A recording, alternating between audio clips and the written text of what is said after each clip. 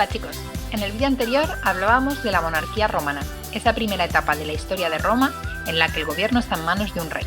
Y decíamos que acababa en el 509 a.C., momento en el cual una revuelta popular termina con el reinado del último rey. Vamos a hablar, por tanto, de la República.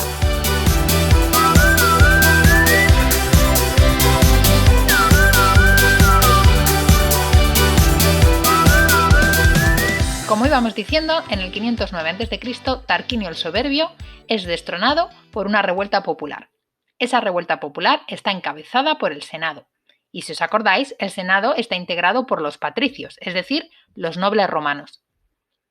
Son los patricios, los nobles romanos, los que, quitando al último rey, asumen todo el poder de la nueva Roma y establecen un nuevo sistema político, la República. En este sistema, el gobierno va a estar en manos de una asamblea. Esa asamblea va a ser un senado permanente. Pero si nos paramos a pensar un poquito, nos damos cuenta de que este sistema político ya nos suena. ¿Os acordáis de lo que pasaba en la época arcaica griega? ¿Qué ocurre cuando el gobierno de un estado lo tiene una pequeña minoría de la población? Pues que tenemos exactamente una oligarquía. Son los nobles, los aristócratas, los que ostentan el poder y los que lo ejercen sobre la mayoría de la población. Como os podréis imaginar, esto no va a acabar bien. Y así es. Entre los siglos V y III a.C., los plebeyos van a luchar continuamente por conseguir más derechos políticos y una igualdad legal y política con los patricios. La primera gran revuelta tiene lugar a principios del siglo V a.C. Y en esa revuelta, el pueblo de Roma, la mayoría de la población, es decir, los plebeyos, que son los que cogen las armas y defienden la ciudad que está siendo atacada por los galos, deciden no luchar hasta que los senadores, los patricios, les otorguen los mismos derechos políticos que ellos tienen. Lo que vienen a decir es: no vamos a luchar por la ciudad si no nos dejáis también gobernarla. Y por tanto, a partir de ese momento va a haber dos cambios sustanciales en la República Romana. Esos dos cambios son estos: la ley de las 12 tablas y los tribunos de la plebe. La ley de las 12 tablas va a ser una nueva ley que va a instaurar un nuevo régimen republicano. En esta nueva ley lo que se recoge es la igualdad entre plebeyos y patricios. Se abole, por ejemplo, una de las leyes que prohibía los matrimonios mixtos entre patricios y plebeyos, y se dice que las leyes que juzgan los crímenes son iguales y se aplican por igual tanto a patricios como a plebeyos. Además de otras muchas cosas que lo que hacen es equiparar en derechos a los plebeyos, consiguen un cargo político específico: los tribunos de la plebe. Estos tribunos de la plebe se van a encargar de defender a los plebeyos y, es más, van a encargarse de velar por sus intereses y representarlos en el Senado para que no se cometan abusos por parte de los patricios contra la mayoría de la población. En todo este periodo, el gobierno de Roma va a estar en manos de tres instituciones.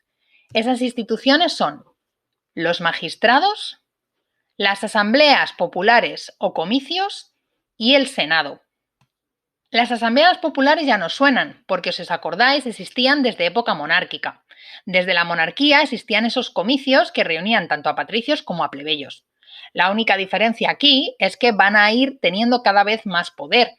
Por un lado, promueven leyes, es decir, hacen propuestas de leyes a problemas que afectan a todos y que afectan a Roma.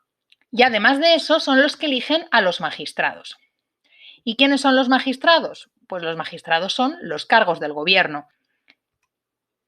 Estos magistrados son, por tanto, las personas que van a ejecutar las leyes y que van a, de alguna manera, gobernar Roma, pero la gobiernan controlados siempre por el Senado.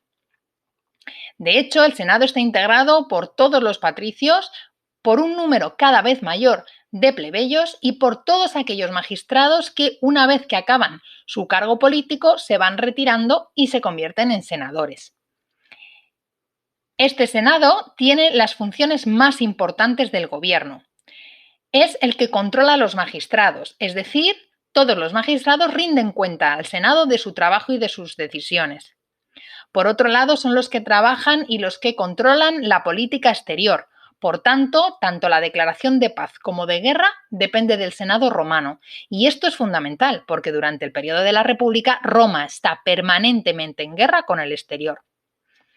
Y también tenemos la función más importante de todas, la de aprobar y hacer las leyes. Es el Senado romano el que se encarga de esta función tan fundamental. Los magistrados son muchísimos y muy distintos. Tenemos la figura del dictador. El dictador es una figura excepcional. ¿Qué quiere decir excepcional? Pues que existe solo en determinadas ocasiones. Es una figura, por tanto, que vamos a encontrar muy poco en la historia de Roma. El dictador más famoso y que todos tenemos en la cabeza es Julio César, que, por cierto, nunca fue emperador de Roma. Y como alguien piense lo contrario, bien, un dictador se encarga de controlar todo el poder en sus manos en los casos en los que Roma se siente amenazada y, por tanto, es fundamental controlar la situación. El periodo por el cual un dictador es nombrado por el Senado es de 6 meses, aunque realmente esto se puede prorrogar. Después tenemos a los cónsules, que son 2. Y son 2 porque precisamente los romanos tienen muy mal recuerdo de la monarquía. Odian a los reyes y, por tanto, son muy cautelosos a la hora de otorgar el poder a una única persona. De esa manera lo reparten en 2 cónsules. Estos 2 cónsules son lo que ahora sería un presidente del gobierno. Son los presidentes del Senado, por decirlo de alguna manera, y son los que controlan el ejército y dirigen el gobierno del Estado. Después tenemos los pretores.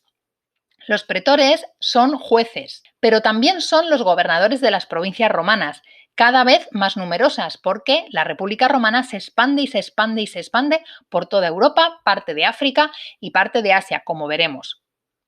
Tenemos a los ediles, que son los que gobiernan las ciudades. De hecho, la palabra edil sigue siendo en castellano sinónimo de alcalde, porque son aquellas personas que gobernaban las ciudades y los municipios. Tenemos a los cuestores, que se encargan del tesoro público, es decir, de Hacienda, y de gestionar todos los impuestos.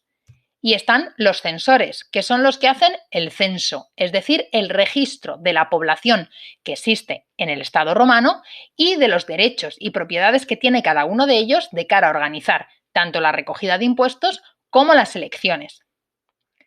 Y tenemos, por último, a los tribunos de la plebe, que ya nos suenan y que son aquellas personas que defienden los intereses y los derechos de los plebeyos y los representan en las cuestiones de gobierno.